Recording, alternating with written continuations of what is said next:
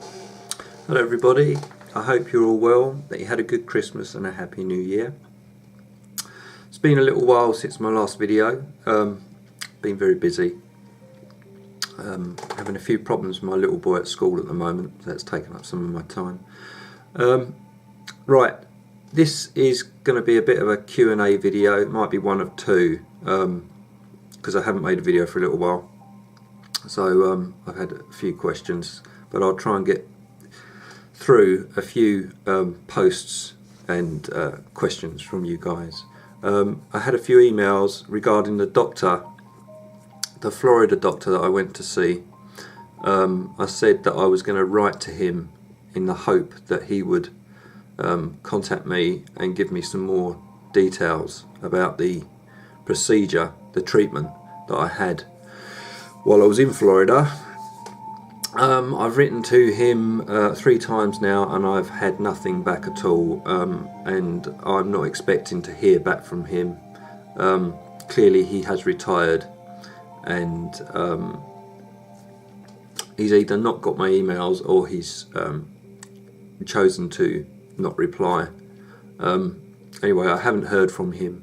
I don't expect I will, but if I do, I'll be sure to let you know. Right, okay, so I want to get into a few posts and comments, questions. I'm going to start with my favourite detractor. I've had another private message. Always a private message from my favourite detractor, Mr. Razzle Dazzle. Okay, right. So you have written to me, so your trip to Florida, your trip was a waste of time. Anyone could have told you that. No, they couldn't. You said in your video that the tinnitus went away, but then it came back. So how can you say that you think there is something happening? So how can you say that you think there is something happening with this that works for tinnitus? Question mark. And why do you say it's stress? My ears are damaged. So how could stress affect that? And I think you said that last time to me as well. I don't go for the heal the brain idea. What makes you so sure about it? Question mark. I tried meditation and Tai Chi and it did not help. Yeah, you said that to me as well last time. When you read my last questions, you said that you will answer to critical questions. So, I see. You said that you will answer to critical questions. So, right, okay, yeah, I'll answer you. Right. Right, no one could have told me my trip was a waste of time because nobody knew. Only I know because I was there. And it wasn't a waste of time. It didn't work out the way I wanted it to, but it wasn't a waste of time, not in my mind anyway. And I said in my last video that the tinnitus went away. Yep, that's true, but that it came back. So how can you say that there is something happening with this that works tinnitus? Right, I'm going to answer this question for you. The treatment that I had while I was in Florida, for approximately, for a start, if you've watched my last video, you will have seen that I said the left hand side cleared completely. I still had it in the right hand side while I was in the clinic, but it was much lower.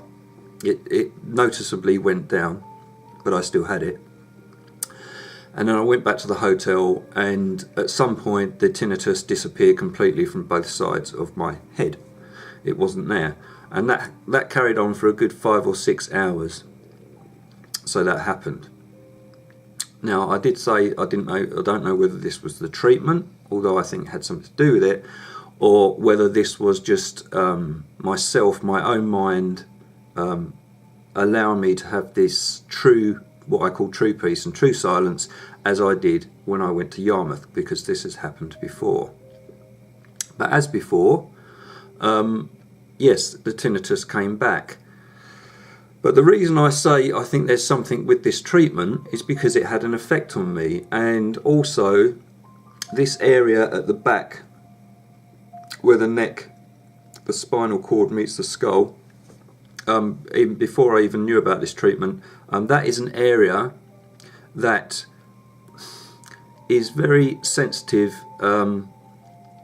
to stimulation with my tinnitus. When I have craniosacral therapy, it has an effect. My therapist puts pressure on this part of my head at the back here where I had this treatment, same place, and that always is a lovely, lovely release, and the tinnitus goes down. It does change a little bit in pitch and tone, but it also goes down. And when Amanda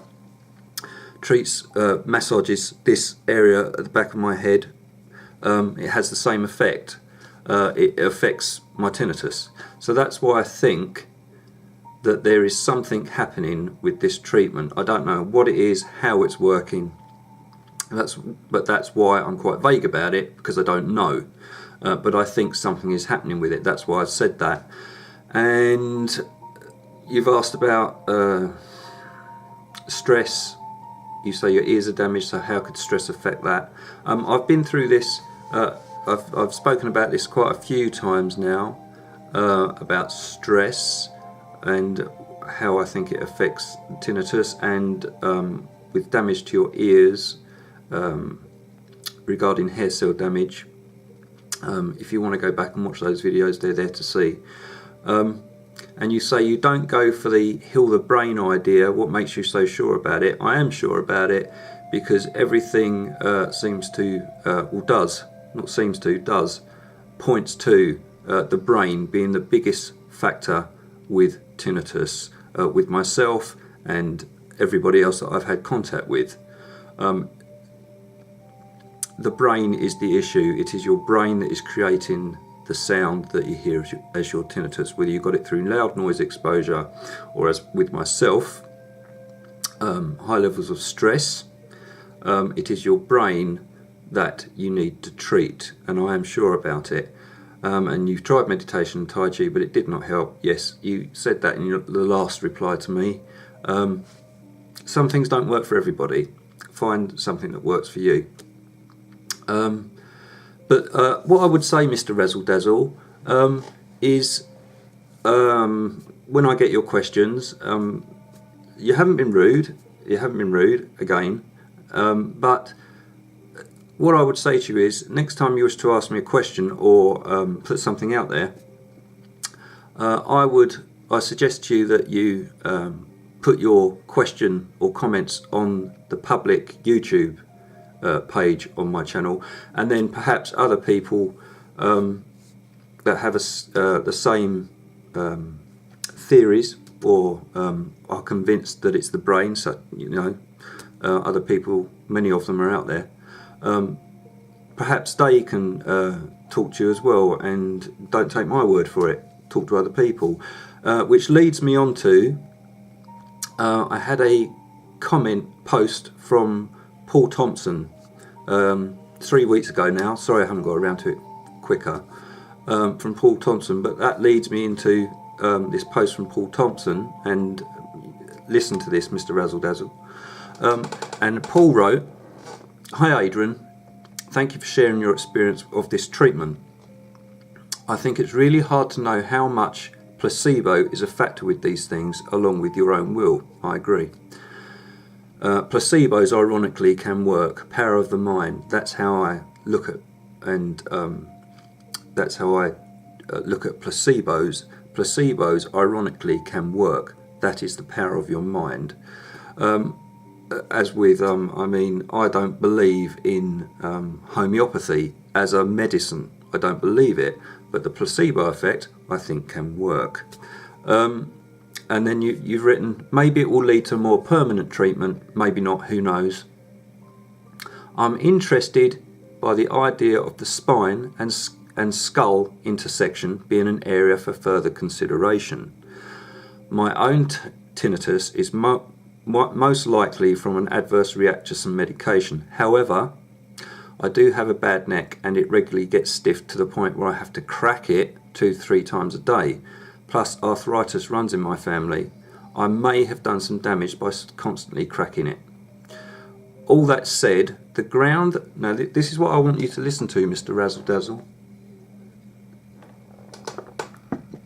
All that said, the ground I have made with training my brain to ignore it has been truly shocking to me.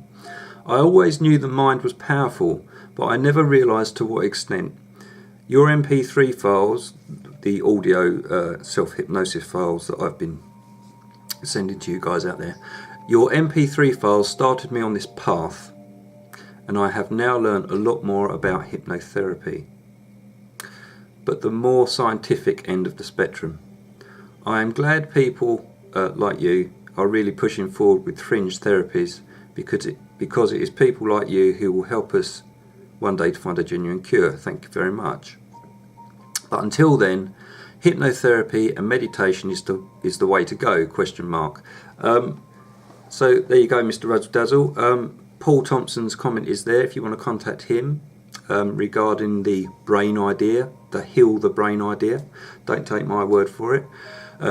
Paul has found that retraining his brain, how he perceives his tinnitus, has been the biggest factor in him finding a path to healing and recovery.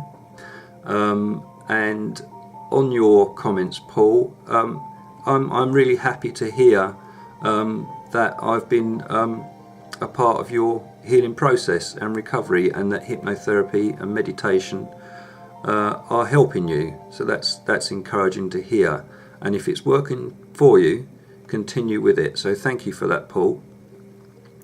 Okay, now on to a comment from Alita Thomas.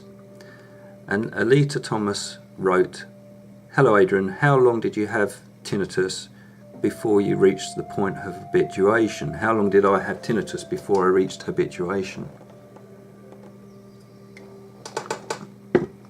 Okay, I went from, you've heard me say this before, I went from like a level 10, awful, to a point where I was at a level 1 or 2 where tinnitus is there, but I'm not noticing it at all during the day. I'm really not hearing it. That to me is a state of habituation. If you're not hearing it, that's what I would call habituation, although it's there. Your brain is reprioritising it and realising that the sound isn't important, and is putting it into the background for you, so you're not consciously hearing it, which is where I am most days, level 1 or 2. How long did it take me to get there? I was very lucky in that I met Julian Conehill and Andrew Parr, and I got the right advice very quickly from people. And I would say, to answer your question, Alita, to go from the level 10 that I was at to the point of where I wasn't hearing my tinnitus at all during the day, although it was there, habituation, we call it that, was approximately 6 months. It took me to get to that point where I wasn't hearing it at all. So approximately 6 months. So I hope that answers your question. And another post from Alita. Thank you for your response. I still haven't pinpointed what causes my tinnitus spike. Today was pretty loud. Today was pretty low. Around a 2 or 3. And suddenly, within an hour, it's at a 7 or so. It's scary that it can go from a low volume to something loud. It's usually in one ear, and now it's in both. It just appeared one day out of nowhere. Time to just take a nap to get away from it for a while. And by the way you've written that, it looks like you're asking me why it suddenly went up within an hour to a 7, and why it was in one ear and now it's in both. This is something, again, it's not your ears that are creating this noise, Alita. It's not your ears, it's your brain. Why do I think this? Why do I think this? My own tinnitus resides in the right hand side of my head. That's how it always feels. That's where it lurks in the right hand side of my head. But sometimes it does feel like it travels to the other side, and it does feel like sometimes that it is in the ears. I know. Now, the fact that it feels like it's travelling from one side to the other side, okay, nothing's going on with my ears. Nothing's happening to my ears. It's the brain. The brain, for want of a better way of describing it, is tricking you into thinking that it's your ears, that suddenly the tinnitus has gone from one ear to the other. This is what I believe. Now with me, it does travel from one side to the other, and sometimes it fills my entire head if I'm having a bad day, which thankfully doesn't happen very much anymore. Now this is the brain doing this, because it will then travel back to the other side, and the left hand side is completely clear. This is the brain doing this. It's not your ear. I've had my ears tested. I have extremely slight hearing loss. Nothing to be worried about at all. And I had this before I had tinnitus. And age is another factor, but this isn't the reason I have tinnitus. My ears are fine. My hearing is fine. My eyesight's not so good anymore due to gabapentin, but my ears are fine. So that's what I think is happening, Alita. It is your brain, however it's doing it. It is the brain that is causing you to think that it's now in both sides of your ears. It's your brain. Let me know if it's gone back to the other side again and it's just one side. And why would it suddenly go up to a 7 so quickly? Usually with a spike, I know because I've had this myself, I made a video about it. I had a spike and I couldn't figure. Now normally I know why I've had a spike when I've had them. It's because I've either got stressed, upset, or if I let myself down, angry about something. So I usually know this is why you've had a spike, because you've got in a negative emotional state, and tinnitus feeds off negative emotions. I can absolutely 100% believe that tinnitus will feed off negative emotions. But I have had a spike where I thought, why have I had this spike? Nothing's out of the ordinary has happened. I don't feel like I'm stressed. I haven't got angry about anything, so why have I had this spike? Now, usually, once looking back on my week, there has been something that has triggered it. I've just forgotten what it was, but it's still lurking in the back of my mind. These negative thoughts whirring around in there, or bad news, or you know, I'm having problems with my son at school, and I'm having problems with my son at school at the moment. Although I'm okay, that is whirring around in my mind. So usually, although you probably aren't aware of you can't pinpoint the reason, there will usually be a reason why you have a spike. You've probably just forgotten what the reason is, but your brain hasn't. Your brain has still got this negative, these negative thoughts, or stressful thoughts, however you want to describe it. Your brain hasn't forgotten. It's still whirring around inside your head. You're just not consciously aware of it. So that's why I think spikes happen and you can't figure out why at the time. There is, I would say, normally, there is a reason. You've just forgotten about it. So that would explain that, and that's what I believe. So I hope that answers that question for you. The good news is the spikes always come down. And I've had an email from Samuel. Hi, did you find out about the TMJ? I've been using the calming methods and I went to Tai Chi classes. They're excellent, thanks. Good. That's good to hear, Samuel. I love Tai Chi. I love it. That's good to hear that you're finding that excellent. TMJ, yeah, I had my appointment at the hospital for the TMJ. I have got a bit of clicking on this right side.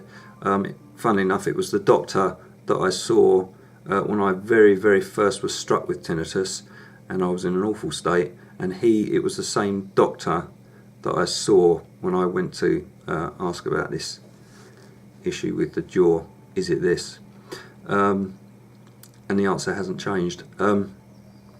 No, there's nothing wrong with my TMJ joint. It's not the cause or a factor with my tinnitus. I've just got a little bit of a click going on. That was due to I had a bad tooth taken out, and when that went, all the issues with my jaw went away. So that was a bad tooth. So no, no problems with the TMJ. Good news with the Tai Chi. Let me know how you're doing with that. And then I've got a post. And you asked, I'm so glad you're able to find time without hearing your tinnitus, Adrian. That's fantastic. Do you have hearing loss? No. Very slight, but nothing to worry about. And you've put, that's my problem. I have severe hearing loss, both ears. So no high or mid-range hearing. Basically 70% of my hearing is gone. 70% of my hearing is gone, both ears. So my tinnitus is the only thing I hear. No natural sounds can mask it. The sensational loss happened overnight, viral most likely. Hearing makes all the difference in the world. I also have hyperacusis. This condition is the deal breaker. Yeah, no kidding. I have to be in controlled environments. I can no longer be in stores, listen to music or watch TV. Driving and road noise is painful. I'm lucky to live on 2 quiet country acres in Florida. I use a noise app on my phone continuously. I can't be without it. I've watched most of Dr. Cohen's videos, but he doesn't seem to address hearing loss or severe hearing loss. I've also watched Eddie Temple Morris and his struggle with tinnitus. I'm hoping you are protecting your ears, your hearing at all costs. I'm sure you are, because once they're gone forever. Keep your son aware of the damages of loud music and earbuds. I'm sure you do. Merry Christmas. Okay, yeah, you've got a lot going on there. I feel for you. I feel for you. If you've lost 70% of your hearing's gone, and you've also got hyperacusis, yeah, I really feel for you. Your white noise and so on isn't going to be of any help to you, is it? It's not going to be of help. However, what I will say to you is, as I've been saying in this video all the way through, it is your brain that you're going to need to treat. It is your brain that's going to allow you to heal. I understand what you're saying about with there's nothing that will mask your tinnitus, because you've lost 70% of your hearing. So even everyday life, when you haven't got noise around you just to shroud everyday noise, to shroud your tinnitus, your mind is going to be that much more focused on it. I really do feel for you. Hyperacusis is, I know how awful and debilitating that can be. Julian's spoken about hyperacusis. But I will say to you that your brain is what you need to treat. I'm sure you've tried many methods. I'm sure you have. I'm not quite, I'm not sure if there's anything that I can advise you on there that you wouldn't have already tried. Perhaps try things that I advocate, Tai Chi, mind into the body, give your brain a break. Give your brain a break. Anything that's body based, mind into the body, Tai Chi, you haven't written what you haven't written methods that you have tried. You've said you have to be in a controlled environment all the time, but you haven't said any methods that you are trying. Yeah, is your brain is the bottom line that you're going to have to try and heal and treat to find recovery from this, or relief from this. And your brain is still capable, this is what I believe, although you have 70% hearing loss, your brain is still capable of removing this sound from your conscious thought. If not completely, which is what's happened to me on a couple of occasions now, and I'm you know, I know that's what you're wanting. If not completely, I still believe that you will be able to reduce the intensity and the volume of your tinnitus, because it is your brain that's creating the noise, and you can still lower your neural activity and your nervous system, and this will help reduce the intensity of your tinnitus. Try all the methods that I've mentioned. I know you said you watched Julian's videos, and he hasn't addressed hearing loss. I'm sure he has addressed hearing loss on some of his videos. I'm sure he has. Yeah, I'll take a look, but I'm sure he has. But let me know how you're doing, and if there is anything I can do to help, or any specific advice that you'd like me to give to you, let me know. Yes, with my own hearing, I don't have an issue with my ears. I ride my motorcycle still, it's no problem. What I have started doing is, if I'm working next to an engine, a running engine, I will wear ear protection. And if I'm using a pneumatic drill, or you know, something like that, I will wear ear protection. And my little boy, thank you for asking about my little boy Aaron. He does like his iPad and things like that, and I am always conscious of if he's putting headphones on, and I always make sure that the volume is set at a low level. I am conscious of that. A lot more so post tinnitus than I would have had before, but I am aware of that, and I am aware that yes, some people, many people, are struck with tinnitus due to loud noise exposure. That is a way of being struck with tinnitus. It's not the case for me, but with many people it is. But yes, you're right. Once the hair cells are dead in your ear, in your inner ear, once they're dead, they're dead. They do not grow back. And this, of course, unfortunately leaves a gap in the auditory system, and the brain does not like gaps. And what the brain does, this is what I believe, what the brain does, it tries to fill that gap with its own noise. It's no longer receiving the correct pitch, tone, sound from your hair cells, because they can't send it to the brain because they're dead. And the brain does not like this, and it will fill that gap and create its own noise, and that is what you hear as tinnitus. But it is your brain that is creating the noise. Let me know how you're doing.